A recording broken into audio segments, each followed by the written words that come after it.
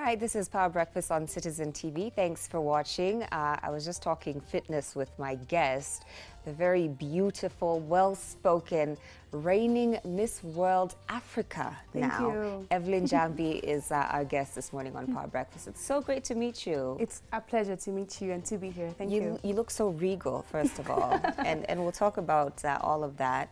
But you are the current Miss World Africa. Yes. So you went from being Miss Kiambu? Yes, Miss Kiambu County. To Miss World Kenya, to now Miss World Africa. Yeah. How's the journey been in general? Honestly, it's been a long journey of determination, hard work, support. And let me say, this year more than ever, I felt like Kenyans were really, really backing me. They voted so much. In fact, I remember there's someone who said statistics show that this year Kenyans voted more than they did for any other Miss Kenya before. Wow. And that really, really motivated me and gave me strength to just continue because people are watching. And also, I just want to acknowledge that President Uhuru actually personally wished me best wishes. And it was so amazing to have the president, you know, just wish you well because you're carrying the flag of Kenya there. And it's been awesome. Yeah. Yeah. Well, we are so very proud of you. I remember when the news came that you were in the top 5, everyone was kind of like, huh? Is that really Kenyan? Yeah, is that really a Kenyan? And then now, of course, people got behind you, and it's been fantastic. Let's talk a little bit about your journey before you got into the world of pageantry. You told me that you're still a student at Maseno University. Yes. So what was life like before then? I had always wanted to be a news anchor from the time I was small. And also, I've always watched Miss World from the time I was 6 or 7 years. And it used to happen during Christmas. So I used to know Christmas comes with Miss World and watching all these pretty girls. And I liked the concept of Miss World because of the Beauty with a Purpose project that comes with it. So I wanted to try out modeling before I get into Miss World, Kenya. And I tried Miss Maseno University. And I was nowhere in top 10. And I was like, oh my God, am I that bad, you know? Yeah. So I got depressed a little. But when Miss Kiambu County auditions came knocking, and my brother was the one who told me about them actually, I was ready. I was ready. He sent me fare. My dad didn't know about it. So he sent me fare from Maseno to go to Nairobi. I traveled overnight. And then I went for the auditions and traveled back home. My dad didn't know I was around. And then now when I closed school, we had now the competitions, finals, semi-finals for Miss Kiambu. And then I won. And I was like, wow, God, you're actually doing something. This dream is not just for nothing. Yes. Gave you a little bit of confidence there that, you know, that there's more coming for you. What was Miss World Kenya? What was that like? Because you are representing your county, but there's so many other, I'm sure, you know, talented and beautiful women that you got to meet during that experience. That's true, that's true. At Miss World? You're talking about Miss World? Miss World Kenya, just before you went to now represent us on the international front. It was amazing for me because now you have a chance to champion a cause on a larger and a greater scale. And my passion was anti-FGM. And that's because I believe every girl should have the endless possibilities of what the future has in store for them. And when I came across FGM and the way girls have to leave their education because they have to get married off, start a family, it's not right for them, you know? This is the 21st century. Every girl should be able to achieve their dreams and live as if there's no tomorrow, you know? And cultural beliefs are the ones which are lagging us behind. I'm not saying all of them are bad, but that particular one is really lagging us behind as a country and as girls. Yeah. Yeah, I love that you do have something that you're passionate about, and you have this platform now that you're able to champion for girls around Kenya. So let's talk about now being Miss World Africa. Do you feel the pressure to wake up every day and look like this and, you know, put your crown on and have your makeup perfect in case somebody recognizes you at the grocery store? What does that feel like? Actually, talking about someone noticing me, I went to Mombasa for vacation when I came back. And I was like, at least I'll be away from Nairobi and just ease out. And then I was in the shop just buying something, and someone is like, hi, I'm like, oh no, everyone can see me, you know. But basically, let me say, before you become Miss Kenya, there's usually boot camp. And during this boot camp, like the one we had in Malindi, you're taken through all these classes for etiquette, grooming, and stuff like that. And it becomes part of you. It just becomes part of you to do you every single day. So it doesn't come with that much of pressure, but you just have to look the part, which we already thought about before. So you're well trained. Yeah. You've got this. I got this. Thank you. Well, it's Fitness Tuesday here on Power Breakfast, and I was just having a chat with you off camera about how it is that you stay so together. And I'm sure a lot of women watching are wondering, is this genetics? Are you at the gym every morning? What's your regimen when it comes to fitness? When it comes to fit, I'm not fit at all, actually. I used to do sprints in primary school. Like, I can run, yes. I remember, in fact, when we were in Miss World, and they were looking for someone to run for relay. They were like, Kenya runs. So where are you, Kenya? And I was like, cool, I'll run for my country. Sorry, excuse me. So I don't have a fitness regime, actually. It's just genetic. It's just genetics. And when I hit the gym, it's just for toning. Excuse me. It's just for toning and maybe just to be fit a little. Yeah. But no. no. It's pretty much like your mother gave you this. So Yeah. you've got the good genes. Thank you. You said you wanted to be in pageants since you were a young girl. Yeah. How, I mean, did you see this for yourself? Did you see like yourself wearing the crown that you're wearing today? Or was it something you just said, you know what, I want to try and be in that glamorous world, because not everyone who tries actually succeeds. Like you said with Maseno University at first, you didn't succeed, tried again. So how far did you see yourself going? Honestly, I didn't know. I didn't know how far I would go, but I had my dream. And Eleanor Roosevelt said that the future belongs to those who believe in the beauty of their dreams. And that was me. I just believed so much in my dream. And that is what pushed me to just try and give my best in everything.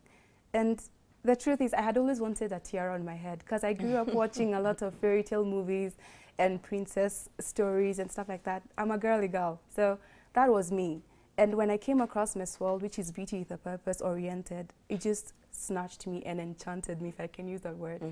And it just happened that being Miss World Kenya just became a realization of the dream that I had from the time I was small.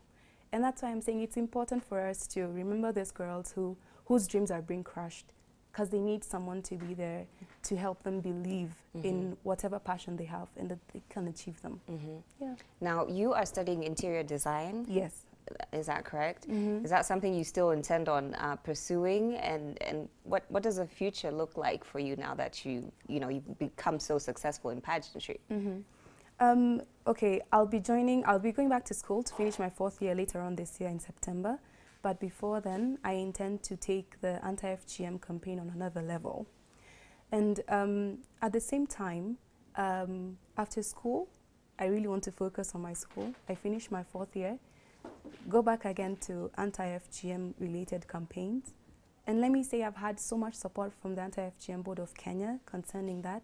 I visited West Pokot and East Pokot too. Wow. Yes, those places need help. And if anyone could actually come in, help me build these rescue centers, because these girls are running away from their own families who are making them go through this experience.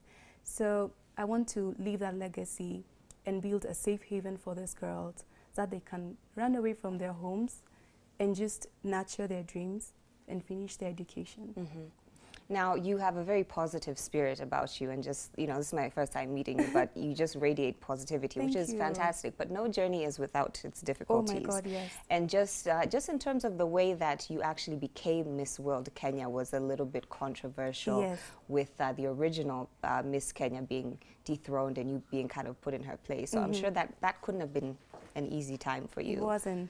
How did you sort of overcome and say, you know what, I deserve this and I own this and I'm meant to be here? Okay, like I said, it's just believing in your dream. And when it happened to my friend, who is also, let me just say, an acquaintance, I felt sorry for her. But at the same time, Kenya is waiting on someone to represent us at Miss World. I couldn't have said no. It's my time to take the torch and help it burn so bright at the Miss World pageant. So I was doing my duty as a Kenyan and also achieving my dream. So you didn't think twice about it? You didn't say, I'm sorry, I didn't think know. twice about it. I didn't at all. Because I believed in my dream. And even though it came in the most unusual of circumstances, it still came. But most importantly, it was just for my country. And I had to do it for them. Yeah. So let's talk about your recent trip to Washington, D.C., where you represented us on the international front and became Miss World Africa. What do you think is different about you that suddenly Kenya was like, whoa, I didn't even know that we could compete in beauty pageants and make it to top 5. What is unique about you that you were able to go as far as you did? Let me say it has a lot to do with the niche that we talked about earlier, and finding out what it is that makes you stand out. And for me, my height was my advantage.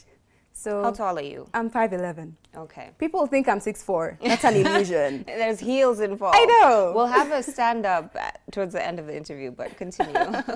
Yeah. So let me say that Miss World was an amazing experience for me. And the thing that made me stand out was my height. And also, whenever we were supposed to be somewhere, let's say at 8, you just make it there like at 1:45. So there's small hints and tricks that you put in that really help. And also, during the interviews, we had personal interviews with a panelist of judges, and there were like 7 or 8. And so they're like, who are you? So you just have to compose yourself, speak confidently, express what you believe in, what you stand for, and then they can either buy it or not. So yeah, it's just you being passionate about who you are, confident in your own skin, because there, girls are different. Like, you'll find a girl who wears a smoky eye every single day, and you're like, oh my God, do you have time for that? And then you find another girl whose eyebrows are always on flick, you know, do you have time for that, you know? And what is important is for you to be yourself and just bring it out in the best way possible. Because I believe true beauty comes out when you are yourself, because that's where your deepest and truest treasure lies, you know? Yeah, so regardless of it being a beauty pageant, and just, you know, from meeting you, I could tell you're just so well-spoken and you're so composed and you have it all, you seem like you have it all together. Thank you. So I think that's definitely a uniqueness that will take you very far in life. Thank you. We were discussing that you want to be a news anchor. Yes, I do. I think it'd be great. Thank you. And you don't even need to go to the gym because, you know, it's genetic for you. What was it like behind the scenes? Because, you know, we always hear that girls are so catty and people are sabotaging each other and ripping each other's dresses and, you know, everybody wants to win. Was it that intense? It wasn't. Or rather, let me say the girls who I met were really nice. So I don't know about the others, but generally the ones who I met, they were willing to help whenever you had a problem. And I remember when we were having like interviews, Miss India, Miss Japan, and Miss Finland, we used to just sit around and go like, I think this would be better to put on this one. And we used to help each other out. Wow. I don't know about the other girls, but we had each other's backs. Yeah, the 4 of us. Do you think you've formed any lasting relationships from that experience? I have. And Miss Japan is supposed to visit us very soon. Oh, wow. Yeah. You guys come on back. Bring her here when she visits Kenya. So you spoke earlier about young girls having, you know, the importance of having role models and people to look up to. And with all of your success, I'm sure there's so many young girls just like you are one day looking at you saying, that's going to be me one day. Advice for the younger you? Advice is, it's never easy. And even if at your first go at something or your first take at something, it never works out, don't give up. Your break is just around the corner, and it just takes a little bit of passion and perseverance and persistence in what you love doing. And someone might notice you and your big break will come. But always remember to be yourself. That's where you have 100% chances of winning or becoming anything, just by being yourself. Okay. Yeah. And for, you know, people watching who are interested in maybe contributing to your platform and the campaign that you're running right now, that's, you know, you've talked about beauty with a purpose. How can we get more information about what you're doing and maybe possibly engage with you? Okay. You can just contact us through the Miss World Kenya office, which is also run by Ashley's. But my main agenda between now and August is to just get help from cooperatives and companies who want to do a lot of CSR, but don't really know exactly where to, you know, donate and fund. Here I am. I really want to do this and save girls from the cut so that they can experience the extreme possibilities that life has to offer for them. So I want to build safe havens for these girls, rescue centers, because when they go home, their parents want to give them off to female circumcision and to marriage, because the parents at the end of the day, they get cattle, they get property, they get wealth. So these girls need a place to go, and that's what I want to create for them. Other than that, I also want to be a mentor and a role model and tell them that their dreams are valid and that they too can get to somewhere if they only choose to be passionate and be themselves. Yeah. Very well put. I don't think there's anything I would add to that. Evelyn Jambi is the reigning Miss World Africa, and she was kind enough to stop by our studios today. But I do want to get the full effect of your outfit and your height. So I don't know if the camera is ready for this. You said you're 5'11"? Yes. I'm 5'6", 5'7"-ish. So this is the height difference that we're talking about here. I mean, this is what wins Miss World, okay? my dreams are not valid in the pageant department, but hers are. Thank you. But yeah, thank you so much for stopping by. I wish you all the best, You too. and I wish you continued success. You too. Thank you so much. All right, thank you so much for watching Power Breakfast this morning. If you want to communicate with us, you can also reach us on Twitter as well at Citizen TV Kenya. We shall be back tomorrow morning with more from Miss World Africa and myself. Goodbye.